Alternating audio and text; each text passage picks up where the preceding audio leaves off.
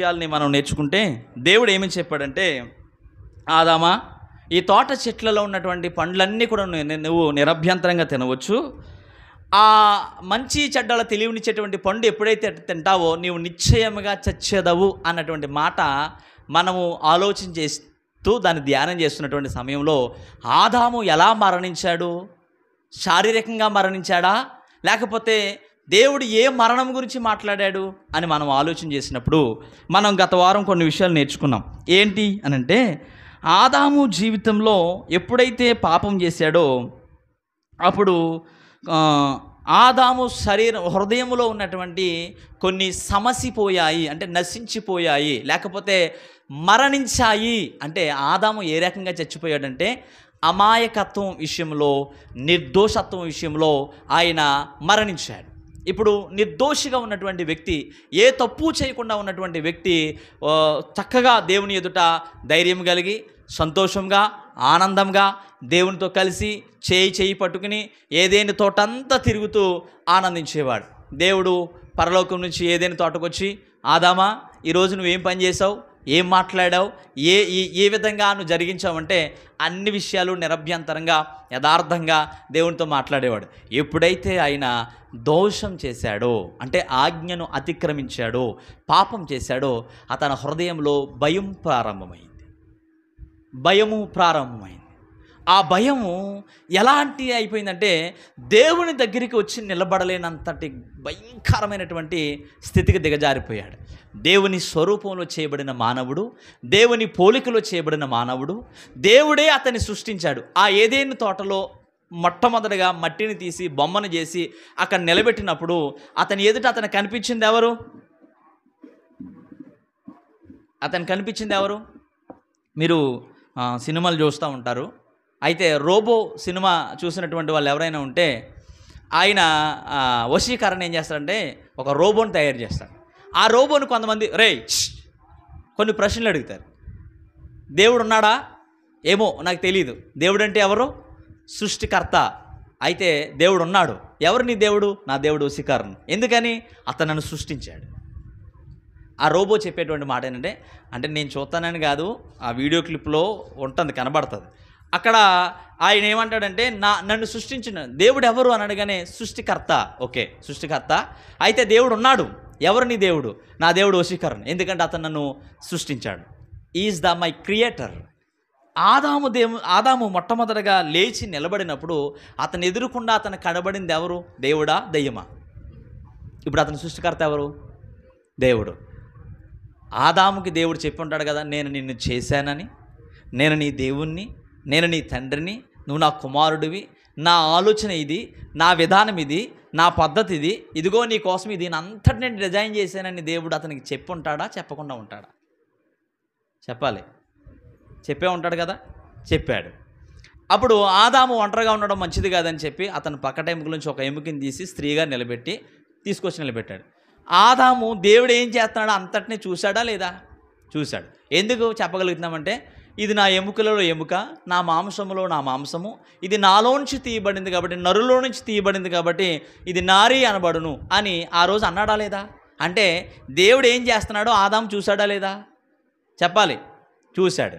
ఇప్పుడు అన్నీ చూసినటువంటి ఆదాము జీవితంలో ఎప్పుడైతే తాను తప్పు చేశాడో, దోషి అయిపోయాను, నేను దోషినయ్యాను, నేను తప్పు చేశాను, నేను పాపం చేశాను అనేటువంటి భయం అతని హృదయంలో కనబడినప్పుడు, నేను చేసింది సృష్టికర్తకు వ్యతిరేకంగా చేశాను, నేను తప్పు చేయడానికి కారణం ఎవరో ఒక అనామాది వ్యక్తి.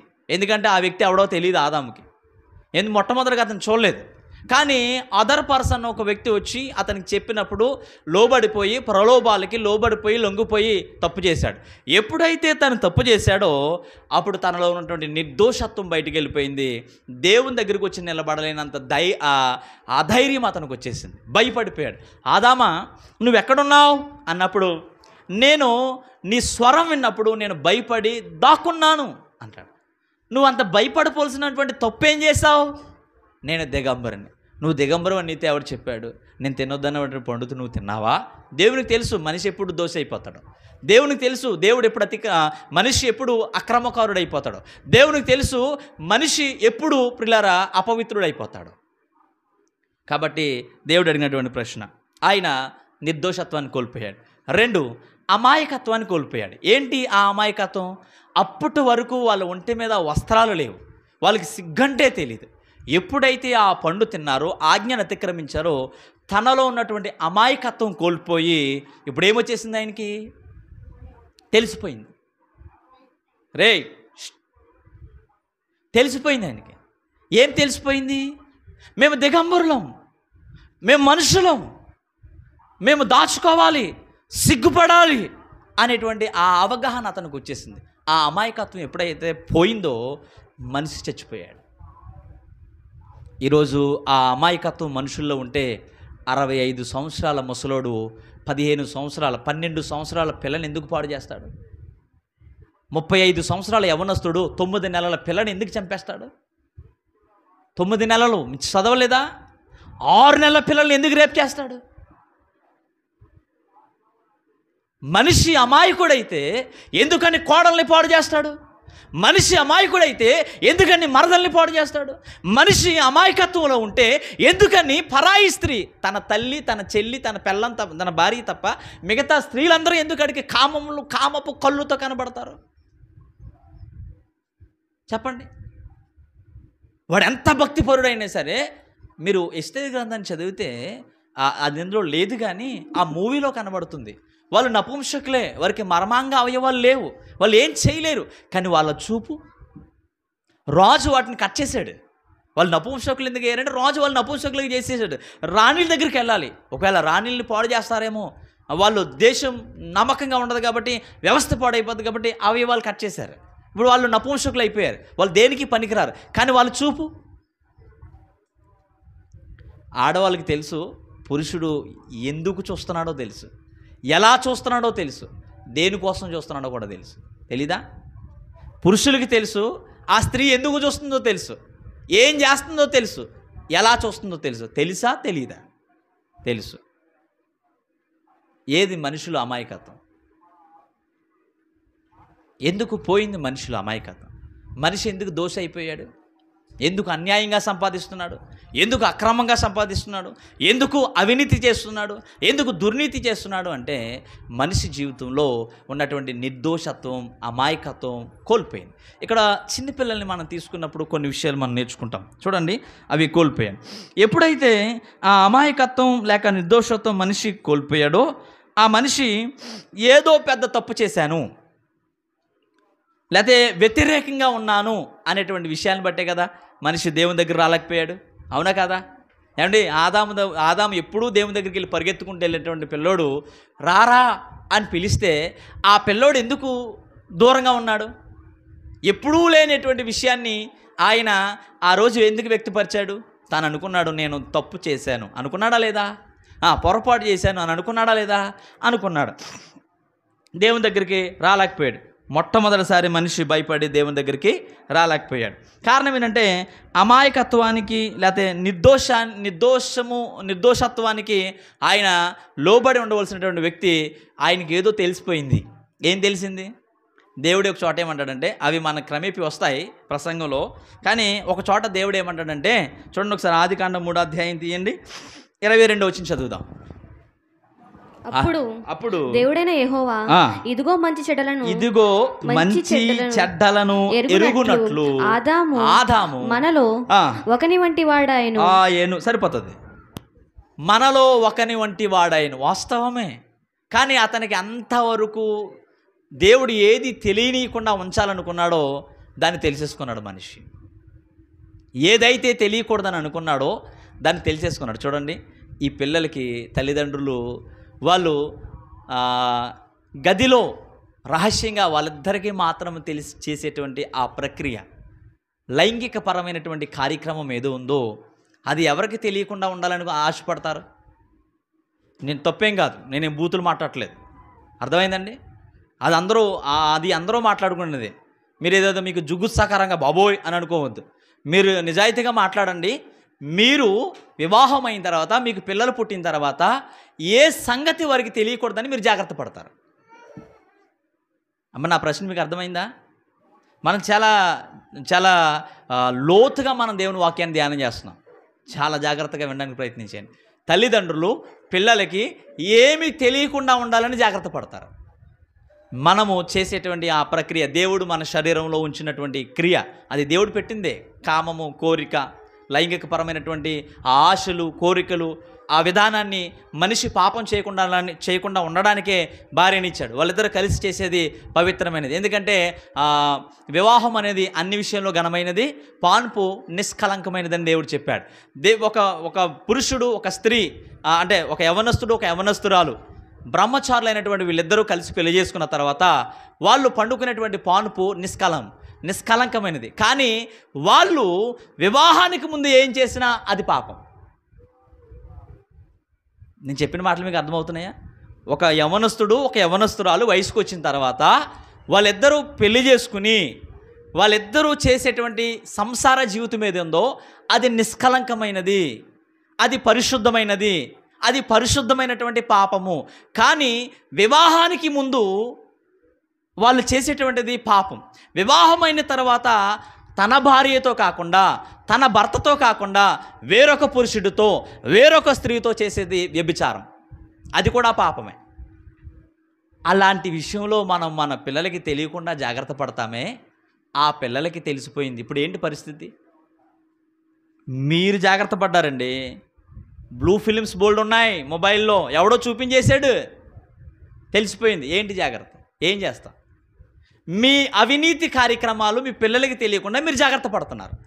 మీ గదిలో భార్యాభర్తలు మీరిద్దరు కొట్టుకుంటున్నారు, కేకలేసుకున్నారు, అది బయటికి తెలియట్లేదు, కానీ అది తెలిసిపోయింది. దాన్నే దోషి లేకపోతే నిర్దోషత్వము లేకపోతే అమాయకత్వము, చచ్చిపోవడం అంటే అదే. ఇప్పుడు ఆ పిల్లలకి తెలిసిపోయింది. మనము ఏమైనా చేయగలుగుతామా? నా ప్రశ్న. పిల్లలకి తెలిసిపోయింది, వాళ్ళు వయసుకు వచ్చిన తర్వాత ఎప్పుడో రహస్యంగా ఉండి ఆ రోజు వాళ్ళకి తెలియవలసినటువంటి కార్యక్రమం ఏదైతే ఉందో అది వాళ్ళకి వేరే రీతిగా తెలిసిపోయింది. ఇప్పుడు ఆ పిల్లలు చెడిపోరా? వాళ్ళ మనసు పాడవుతా, వారి ఆలోచనలు పాడవా, వారి ఊహలు పాడవా. అప్పుడు వరకు చెల్లిగా చూసినటువంటి ఆడపిల్ల వాడి కంటికి అలా కనబడుతుంది. మనిషి చచ్చిపోవడం అంటే అది. ఆజ్ఞ అతిక్రమమే పాపము, పాపం చేస్తే మరణము. అంటే మనిషి చచ్చిపోవడం అంటే ఏంటో తెలుసా? వాడుకున్నటువంటి అమాయకత్వాన్ని, వాడుకున్నటువంటి నీతిని, వాడుకున్నటువంటి పవిత్రతను, వాడుకున్నటువంటి నిర్దోషత్వము, ఏ తప్పు తెలియకుండా బతికినటువంటి మనిషి ఒకేసారి ఏదో తెలియడం వలన తాను చచ్చిపోయాడు. మనిషి దేవునికి దూరం అయిపోయాడు. ఇంకా మనసు ఏదోలా ఉంటుంది. అప్పటి వరకు అలవాటు లేని పిల్లోడు చొక్క తాగడం నేర్చుకున్నాడు, మందు అలవాట్లు లేవాడికి. ఎవడో పనికిమాలినోడు, బుద్ధి లేనోడు. మనుషులు ఎలా తయారయ్యారు తెలుసండి? ఒరే నా పిల్లలు చెడిపోయారు, ఆడి పిల్లలు బాగున్నారు, ఏమైనా సరే అని చెడిపోయినరా అన్న వాళ్ళు బోలు మంది ఉన్నారు. లేరా ఈరోజు సమాజంలో చాలామంది ఉన్నారు. జాగ్రత్త, నీ పిల్లలు నువ్వు కాపాడుకోవాలి. కాపరి దేనికి? భర్త దేనికి? తండ్రి దేనికి? నువ్వు సేద్యపరచాలి అంటే వ్యవసాయం చేయాలి, సంపాదించాలి, పిల్లల్ని చదివించాలి, గ్రోత్ చేయాలి. అట్ ద సేమ్ టైం నువ్వు కాపలా కాయాలి. వాళ్ళు ఎవరితో మాట్లాడుతున్నారు, ఎవరితో తిరుగుతున్నారు, ఏం చేస్తున్నారు, ఏం చూస్తున్నారు, ఏం తింటున్నారు, ఏం తాగుతున్నారు, ఎక్కడికి వెళ్ళాలనుకుంటున్నారు, వాళ్ళ ఆశలేంటి, వాళ్ళ కోరికలేంటి, వాళ్ళకి దేని మీద కోరికలు వస్తున్నాయి, వాళ్ళు ఎలా ఉంటున్నారు, వాళ్ళ హెయిర్ స్టైల్, వారి బట్టలు, వారి మాటలు, వారి చూపులు, వారి నడక. పిల్లలు తిరుగుబాటు చేస్తారు, ఎదిరిస్తూ ఉంటారు. ఇప్పుడు నువ్వు జాగ్రత్త పడాలా. ఓహో వీడు చేయి దాటిపోయాడంటే ఏం చేయాలి? చాలా విషయాలు ఉన్నాయి ప్రియులారా. ఇవేమీ తెలియకుండా మనం సంఘంలోకి వచ్చేసి కూర్చొని క్రైస్తవులు అబ్బో జాగ్రత్త. దేవుడు మొదటి నుంచి మీతో ఎందుకు మాట్లాడుతున్నాడో తెలుసా? ఆది తల్లిదండ్రులు, ఆది దంపతులు మొట్టమొదటిగా దేవుడు తయారు చేసి ఏదైనా తోటలో పెట్టినటువంటి ఆ మొదటి వ్యక్తుల గురించి మనతో ఎందుకు సంప్రదిస్తున్నాడో తెలుసా? చెప్పడానికి మీకు ఏదైనా చెప్పేయచ్చు. యేసుబాబు మరియమ్మ కొడుకు, యేసేపు కొడుకు దేవుడు కల్లోకి వచ్చాడంట. అవి కాదు నువ్వు తెలుసుకోవాల్సింది. నిన్ను దేవుడు ఒక భర్తగా, ఒక భార్యగా ఎందుకు ఉంచాడో తెలుసా? నీ ద్వారా ఒక రాజ్యం కట్టాలని, నీ ద్వారా ఒక కుటుంబాన్ని కట్టాలని. ఈ గ్రామంలో నా కుటుంబం అని చెప్పుకోవడానికి ఒక కుటుంబం కావాలని ఇక్కడ దేవుడు కోరుకుంటున్నాడు. నీకు ఎగశాకలు అయిపోయింది. నువ్వేదో 4 ముక్కలు నేర్చుకుని ఎక్కడెక్కడికో వెళ్ళి ఏదేదో తెలుసుకుని వచ్చి ఇక్కడ ఏదో బిల్డప్ కొట్టడానికి కాదు. వాక్యం ఏం చెప్తుందంటే నీ జీవితం ఏంటి, నీ బ్రతుకేంటి, నీ పరిస్థితి ఏంటి, ఇది మనం చేసిన తప్పు కాదు, మొదట్లో వాళ్ళు చేశారు. అందుకని మనల్ని దేవుడు నువ్వు ఎలాంటి దానివు లేకపోతే ఎలాంటి అని డైరెక్ట్గా మాట్లాడొచ్చు. కానీ ఎందుకు వాళ్ళ గురించి చూపిస్తున్నాడో తెలుసా? మనకంటే ముందు వాళ్ళు ఉన్నారు. ఎవరున్నారు? మనకంటే ముందు చరిత్ర జరిగింది, మనకంటే ముందు సృష్టి ఉంది, మనకంటే ముందు ఎంతోమంది ఉన్నారు. దేవుడు వాళ్ళని చూపిస్తాడు. ఈరోజు నీ జీవితంలో అప్పుడప్పుడు చెప్తారు, రే మనకి ఎంత ఉండదో తెలుసారా? మీరు ఎప్పుడైనా అన్నారా? మీ తాతోళ్ళు, మీ అమ్మమ్మో, మీ నానమ్మో, లేకపోతే మీ అమ్మో, మీరు ఎవరైనా మనకి ఎంత ఉందో తెలుసా? అది ఎవరిదో అనుకున్నా? మొక్క మందారా? ఆ చెక్క ఎవరిదో తెలుసా? మరి ఏ మామ అంటే మీ తాత సరైనోడు కాదురా, దానికి ఇది రాసేసాడు తాతలో, ఆవిడకి ఇది రాశాడంట, అలా రాసిన వాళ్ళు కూడా ఉన్నారు కదా. ఒక ఆయనకి ఇక్కడ కేసునపల్లి, ఆయన నడిచి మలికిపురం వెళ్తే ఆయన భూమిలో నడిచేవాడు అంట. వేరే వాళ్ళు భూమిలో కాదు, ఆయన భూమిలో నడక మొదలెడితే మలికిపురం వెళ్ళేవాడు అంట. అంత ఉంది ఆయనకి ఆస్తి. ఏమైపోయింది ఇవాళ? వాళ్ళు చెప్తూ ఉంటారు, ఇది మందారా ఏ అంటే వాళ్ళు నాశనం చేసేసారు. వాళ్ళు ఉన్నారు మనకు ముందు, మనకు బాధ కలుగుతుంది. ఈరోజు మనం చెడిపోవడానికి కారణము వాళ్ళు చేసినటువంటి పొరపాట్లే. అవి మన మీద కూడా వెలుబడి, ఎందుకంటే మనం వాళ్ళ పిల్లలం. ఏమంటే వాళ్ళ పిల్లలమైనప్పుడు వాళ్ళ దోషాలు మన మీద వెలుబడి చేయవా? వాళ్ళ పాపాలు మన మీద వెలుబడి చేయవా? అది మన మీద ప్రభుత్వం చేయట్లేదా? అయితే దేవుని యొక్క కోరిక ఏంటంటే, వాళ్ళు ఇలా చేసి నాకు దూరం అయిపోయారు, కానీ మీరు అలా దూరం కావద్దు.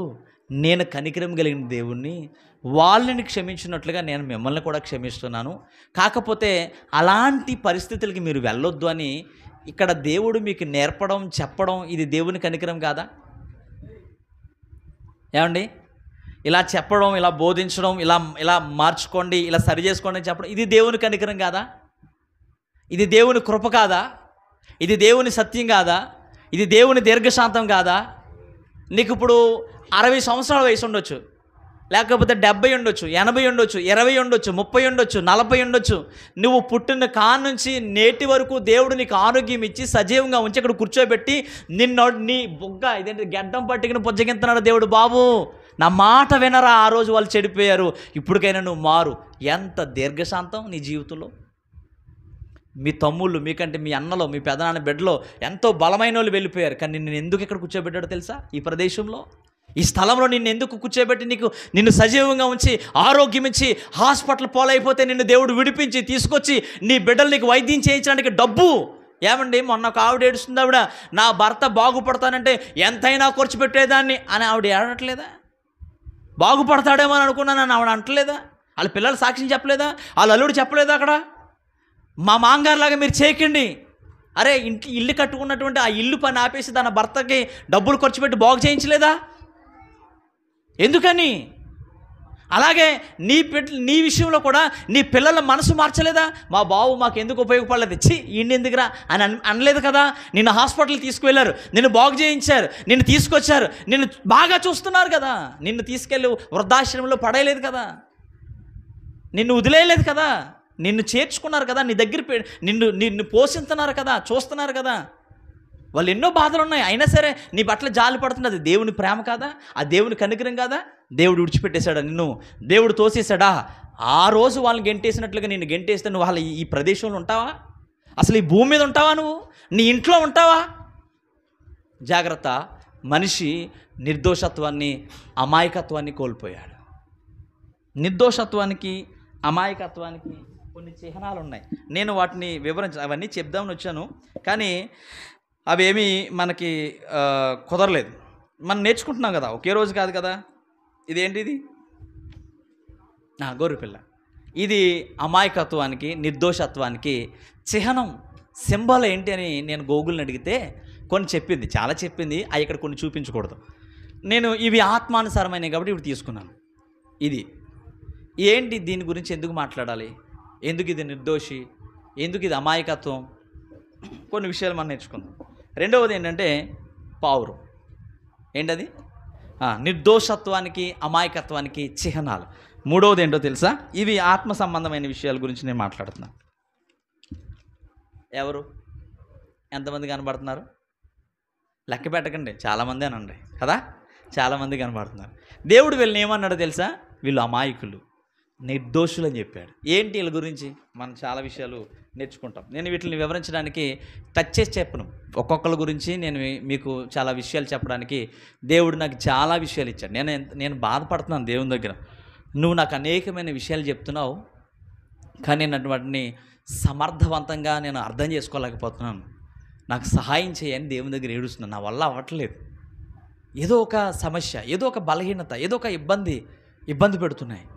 ప్రభువా ఏంటి నా పరిస్థితి అని అన్నప్పుడు దేవుడు నాతో మాట్లాడిన మాట ఏంటంటే, సంఘాన్ని బాగు చేయడం నా ఉద్దేశం ఒకటై ఉండొచ్చేమో, కానీ సంఘము కంటే, అంటే నీకు ఇచ్చిన ప్రజల కంటే ముందు నువ్వు నాకు ముఖ్యమని చెప్పాడు. దేవునికి స్తోత్రం.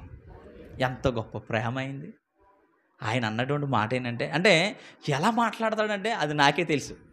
మీరు కూడా ఆ అనుభవంలోకి రండి. అది హృదయంలోకి తెలిసే స్వరం. అది బయటికి ఆయన బిగ్గరగా మాట్లాడినా హృదయాంతరంగంలో ఆయనకి నాకున్న సంబంధంలో ఆయన మాట్లాడేటువంటి మాట ఏంటంటే, నేను నేర్పేటువంటి ప్రతి పాఠం నువ్వు సంఘానికి అని అనుకుంటున్నావేమో, కానీ సంఘము నీ తర్వాతే. నేను ఆ ప్రదేశానికి తీసుకెళ్ళింది వాళ్ళని మార్చడం నువ్వు అని అనుకుంటున్నావు, కానీ నాకు నువ్వు కావాలి. ఎవరు కావాలి? ఏమండి, మీరు కాకపోతే ఇంకొకరు దేవునికి. అర్థమైందా నా ప్రశ్న మీకు? నా మాట మీకు అర్థమైందా? మీరు కాకపోతే, అంటే మీరు లోబడకపోతే దేవునికి ఎవరు? ఇంకొకరు ఉన్నారు, కానీ వాళ్ళకి చెప్పేవాడేడి? వాళ్ళ దగ్గర నిలబడేవాడేడి? పాస్టర్ గారు ముహూర్తాలు మీరు చేయకపోతే మాకు వద్దు, ఆ వచ్చేవాడు ఎవరినో పెట్టుకుంటామని మీరు నన్ను తీసేశారనుకోండి, మీరు దేవుడికి అక్కర్లేదు, మీకు దేవుడు అక్కర్లేదు. ఎందుకంటే మీకు దేవుడు వద్దు కాబట్టి మీరు ముహూర్తాలకు వెళ్ళారు. మీకు దేవుడు కావాల్సి వస్తే అవి వదిలేస్తే దేవుని అట్టుకుంటారు. మీకు దేవుడు వద్దని మీరు దేవుడిని వదిలేసినప్పుడు మీరు కాకపోతే దేవుడికి ఇంకొకరు కదా, మరి అక్కడ ఎవరు నిలబడతాడు? ఇప్పుడు ఎవరు కావాలి దేవునికి? మీరా, నేనా? మీరు కావాలి. మీకోసమే నన్ను. కానీ నన్ను ఎందుకు రెడీ చేస్తున్నాడో తెలుసా దేవుడు? ఒకవేళ మీరు వద్దనుకుంటే దేవునికి కావాల్సిన వాళ్ళు ఇంకొకరు ఉన్నారు. నేను చెప్పింది మీకు అర్థమైందా?